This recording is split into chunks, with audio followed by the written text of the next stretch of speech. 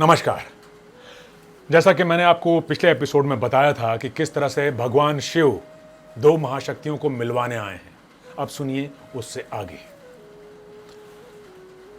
अयोध्या के राजमहल के विशाल परिसर में अयोध्या की प्रजा उमड़ पड़ी है। चारों राजकुमार भी अपने माता पिता के साथ प्रजाजनों के मध्य ही विराज रहे हैं। राम सबसे बड़े हैं, उनसे छोटे हैं भरत, उनसे छोटे हैं लक्ष्मण, फिर शत्रुघ्न। चारों राजकुमार जोड़ियों में बैठे हैं, किंतु ये जोड़ियां उनके आयु के हिसाब से नहीं हैं। राम के साथ बैठे हैं लक्ष्मण और भरत के साथ शत्रुघ्न। वैसे अभी सभी की दृष्टि मदारी और खिलाड़ी पर टिकी हुई है। मदारी का गीत अपनी सार्थकता की ओर बढ़ रहा है। हम अद्भुत खेल दिखाने आए हैं, हम अद्भुत खेल दिखाने आए हैं। खेल तो सचमुच अद्भुत है भाई, अविश्वसनीय। पहले कभी नहीं देखा ऐसा खेल।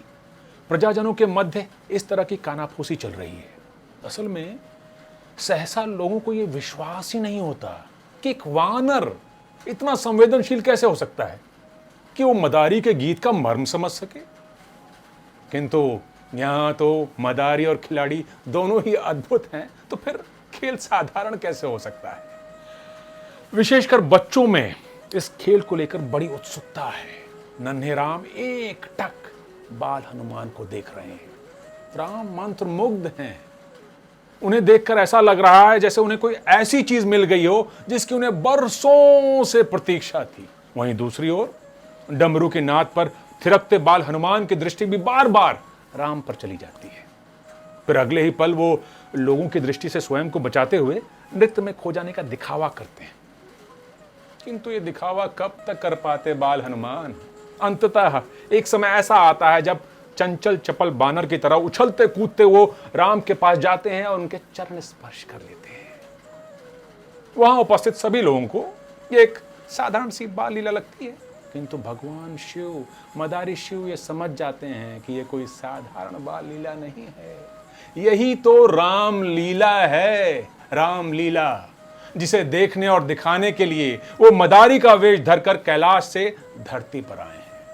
इधर हनुमान के राम के पैर छूते ही एक विचित्र घटना हो गई। राम भाव विभोर हो जाते हैं, उनकी आंखें छलछला जाती हैं। असल में राम को बाल हनुमान में साक्षात भगवान भोलेनाथ दिखते हैं। वैसे ही हनुमान जी को भी राम में साक्षात भगवान विष्णु दिखते हैं। दो महाशक्तियां एक दूसरे की ओर आकर्षित होती हैं, ठीक वैसे ही जैसे चुंबक के दो ध्रुव एक दूसरे को अपनी ओर खींचते हैं। मदारी के चेहरे पर मुस्कान उभर आती है। गीत अपने उत्कर्ष पर है। इसी बीच राम अपने आसन से उठ खड़े होते हैं और हनुमान की ओर बढ़ जाते हैं।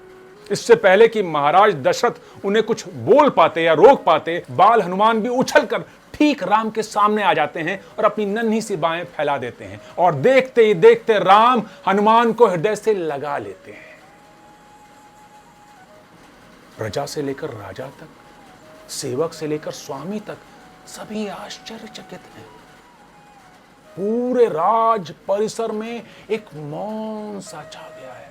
सभी के अंतर्मन में बस एक ही प्रश्न है कि एक राजकुंवर एक वानर को कैसे हृदय से लगा सकते हैं। हा? इसी बीच महाराज दशरथ अपने आसन से उठ खड़े होते हैं और वो राम की ओर बढ़ने ही वाले होते हैं कि महारानी कैकेयी तेजी से पीछे से उनके पास आती हैं और धीरे से कान में कहती कि महाराज, राम अति निश्चल हैं, जाने दीजिए, मत रोकिए उन्हें। इस तरह से राम और हनुमान के मिलन होने के पश्चात रुका हुआ डमरू फिर से बज उठता है और खेल शुरू हो जाता है। अब खिलाड़ी और मदारी का खेल समाप्त हो चुका है। राजमहल से कई दासियां हाथों में रत्नों से भरे थाल लिए महाराज दशरथ के पास आ गई हैं। शायद महाराज दशरथ ने ये मदारी और खिलाड़ी को भेंट स्वरूप देने के लिए मंगवाए हैं। महाराज दशरथ रत्नों से भरे थाल को मदारी को देना चाहते हैं, किंतु मदारी के लिए इन रत्नों का क्या मोल। और महाराज दशरथ को क्या पता कि जिसे वो भेंट देना चाहते हैं वो तो सृष्टि का सबसे बड़ा दानी है। रही बात बाल हनुमान की, तो उन्हें तो वो उपहार मिल ही चुका है जिनके लिए उनका जन्म हुआ है। मदारी खिलाड़ी को लेकर जाने को तैयार है।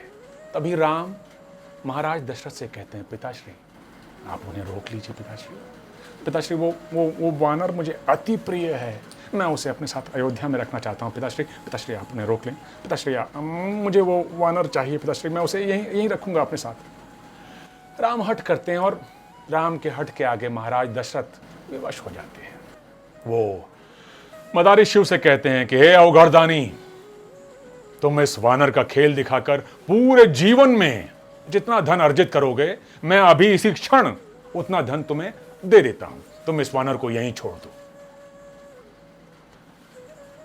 मदारी शिव उनके भोलेपन पर मुस्कुराते हैं तो मन ही मन सोचते हैं कि राजन, तुम मुझे क्या दान दोगे, और तुम्हें तो दान देने का केवल भ्रम है जो अभी थोड़ी देर में दूर हो जाएगा।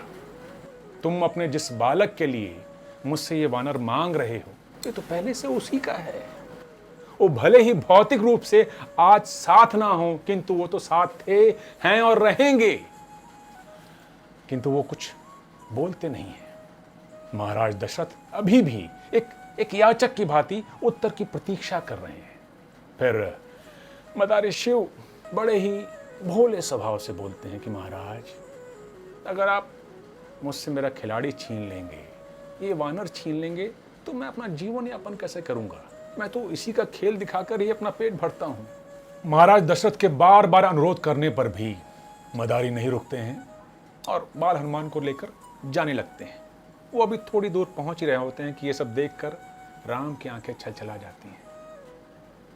उधर दूसरी ओर एक नया खेल शुरू हो जाता है। बाल हनुमान भी अयोध्या में रहने की जिद कर बैठते हैं।